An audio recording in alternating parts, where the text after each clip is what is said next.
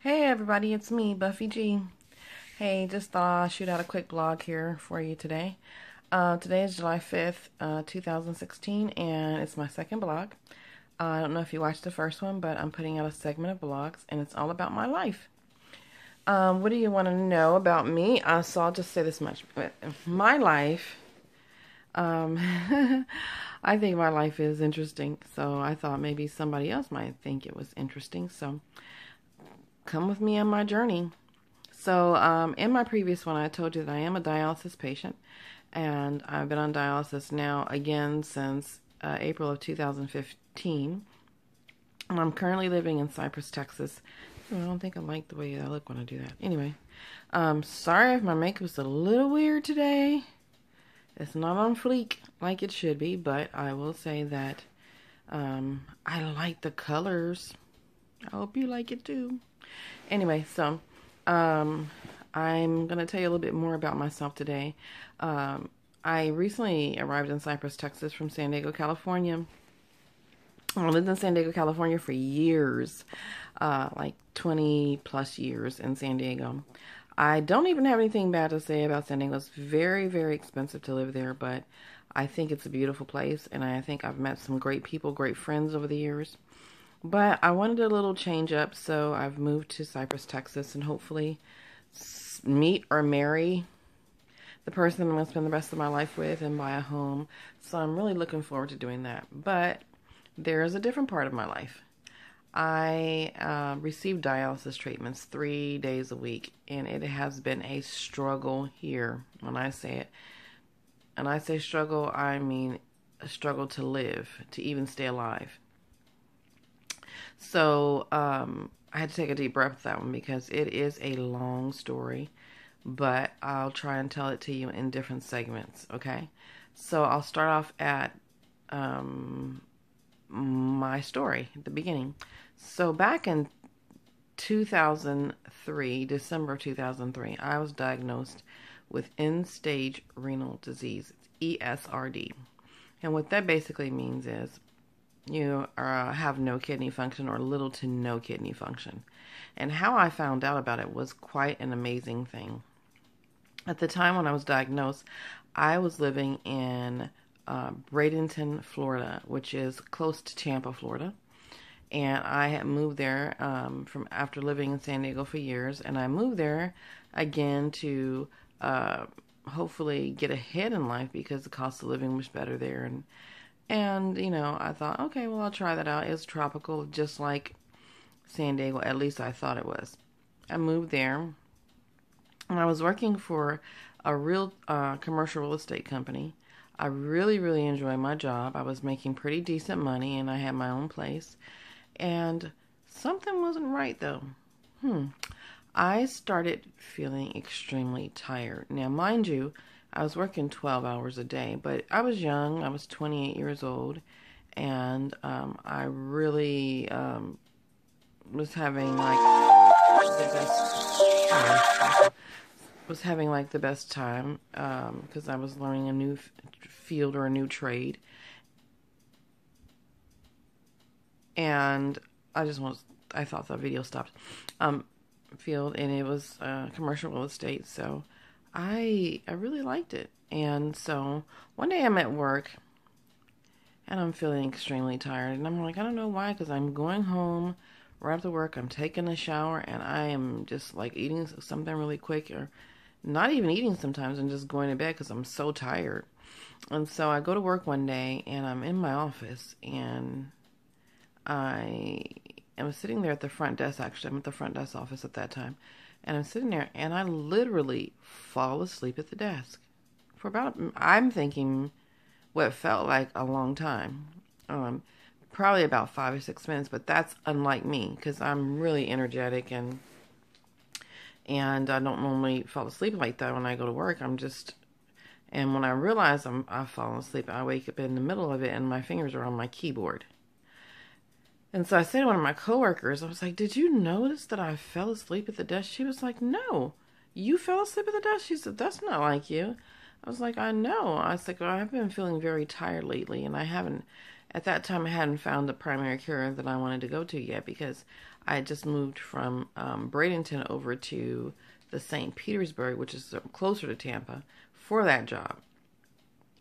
And so I hadn't found a primary care, and she was like, well, I have a really great primary care. Why don't you try going to that one?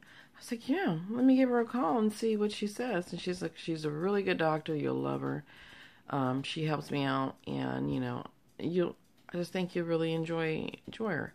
So I call her up, and I get the nurse on the line, and the nurse is like, yeah, well, what's going on? So we'll kind of get an idea of what's, you know, what we're going to be seeing for. I was like, well, I've been feeling very, very tired a lot at work lately.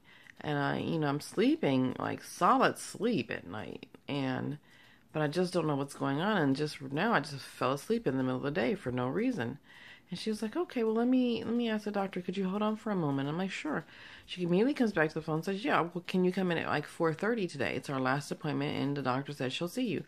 I'm like, oh my God, awesome. And I was like, I'll pay cash for the visit because I hadn't even received my insurance card yet. She's like, okay, no problem. And so I went to see her. And she was like, okay, hey, very nice to meet you. She seemed like a very lovely doctor. She was a younger kind of doctor. So, and she went in and we started talking. She's like, well, tell me what's going on. So I started telling her about my life, and she's like asking me some just general questions, at least what I thought were general questions. Well, it turns out they were key questions. She was asking me, pulling that doctor thing on me. Anyway, so she said, okay, well, I just like for you to do a couple things. So she said, we're definitely going to draw blood and see what's going on there. But she says, I want you to get up here on the exam table, and I want you just to lay as still as you possibly can, and I'm going to kind of just observe a little bit. I'm like, okay, no problem. I'm like, that's interesting. No doctors really asked me to just get up there and lay as possibly still as I possibly can, should I say. So I was like, okay, just got this on point. I'll do this, no problem. Get up there. I lay on the table. And I'm laying there, and I'm trying to lay as still as I possibly can. But I can't. Not me. My body decides that it's just going to jump all over the place. So I'm trying to keep my arm from jumping, but it just jumps up off the table. Just like this. Just starts jumping like that. And I'm like, what the hell? I can't lay still. Then my head starts twerking, and then my body starts twerking all around, and I'm moving it. It's funny because I'm doing that now. I'm moving and twerking. But anyway, I was twerking before twerking was twerking, in other words. So anyway, so I'm like, I don't know why I can't lay still. She's like, okay, no problem. Just like, let me look. She checks my eyes and stuff. And then she's like, okay, go ahead and have a seat over here. And so she says, well, I think I know what's going on with you. She said, but we want to make sure we do blood work first. And then she said, I'm going to do that. She says, and as soon as I get that back, I'll call you and we'll either have you come back in or whatever the case may be. I'm like, okay, no problem. She didn't get me worried or anything. So I'm like, okay. So then I'm going home. I'm like, I don't know why I couldn't. She's like, I'm like, I wonder if I was having some kind of anxiety attack or something. I don't know. It was just really weird. And so I drove home, and I was, again, tired. So I got out of there about 6 o'clock from the doctor's office, and I went home, and I ate like maybe a salad or something, and I went like, by the time I got home, it was like 6:30. I ate salad, showered, and then went in my room and just kind of crashed. And mind you, I'm 28 years old. I'm like, why don't I have energy? But that night, I noticed I was like extremely thirsty, so I got a big glass of water and I put it beside my bed, but I drank that and I kept going to the bathroom all night long. I'm like, oh, I can't do this. But I still slept. And I woke up the next morning about 5:30 in the morning, showered again, got dressed for work, and I'm heading to work. And at that time, this is when cell phones were, fairly new, but I had a cell phone, and I remember my cell phone ringing, and it was like the nurse on the phone, and she's like, hey, is this Buffy? And I'm like, yes, it is. And she goes, hey, would you mind, can you hold for a call from the doctor? And I was like, yeah. Like, you're instantly going to like this crazy mode, like the doctor's calling me at 6 something in the morning. What the heck is wrong? So being the person that I am, I'm like, okay, this doesn't sound good. So I pull over and park. and I'm on the phone. I did the smart thing most cell phone people don't do. I pulled over, and I was like, okay, what's going on? So I'm thinking, the doctor gets on the phone. She goes, hi, good morning. I'm like, good morning.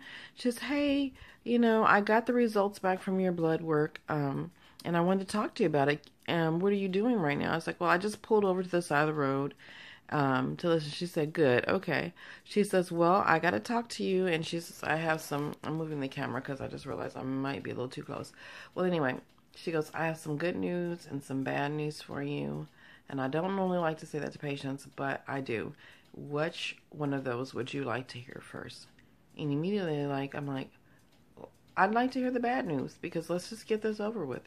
And I'm thinking, I'm definitely dying.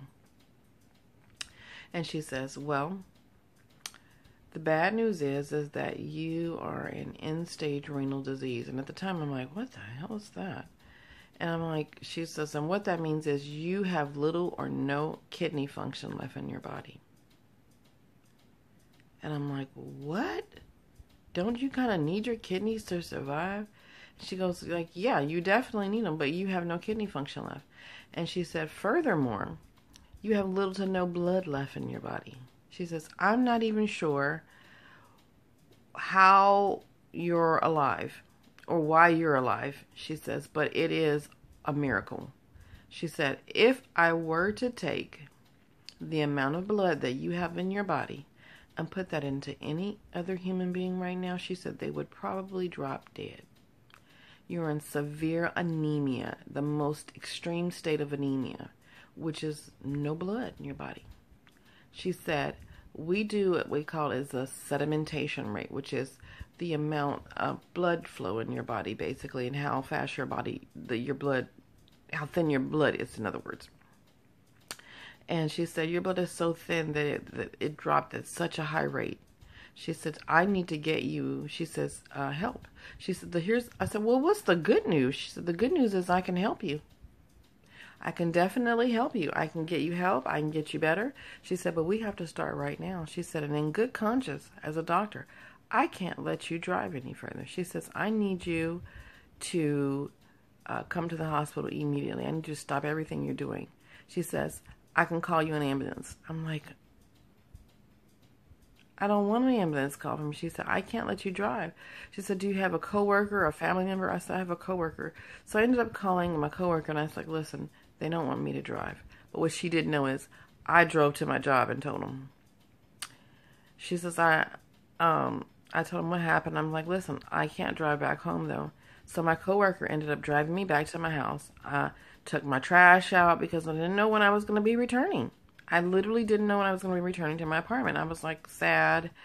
She's like, I'm so sorry, Buff. I'm sorry this is going on to you. And I explained to them all. I explained to my boss, everybody. But they were very, very supportive. My boss, Cathy McCann, give a shout out to her, Cathy McCann. She was like, no, you're doing this. So my coworker, her name was Barbara. At the time, I didn't really care for her either. But she was being cool, and she was the assistant property manager, and then Cathy McCann was the property manager. And I don't think anybody really cared for Barbara, but anyway, I think she was more or less just wanting to be nosy. So she drove me home, and I just appreciated her doing that. And then the doctor did tell me, though, she said, I can bring you to the hospital. We're going to give you a blood transfusion because we need to get blood back into your body. She said, now I'm going to tell you, she says, I don't know what's going to happen. She said, because when we introduce all this new blood, your body's not going to know what to do with it. It's just going to freak out. She said, and you could have seizures. She said, and because of that, I need you to have a family member here.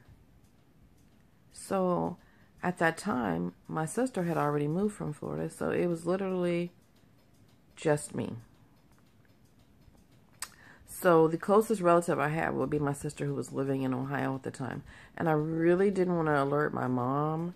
I didn't want to alert her and get her word, or my parents. So I called my sister in Ohio, and I was like, listen, here's the deal. This is what I need. This is what's happening. This is what's going on.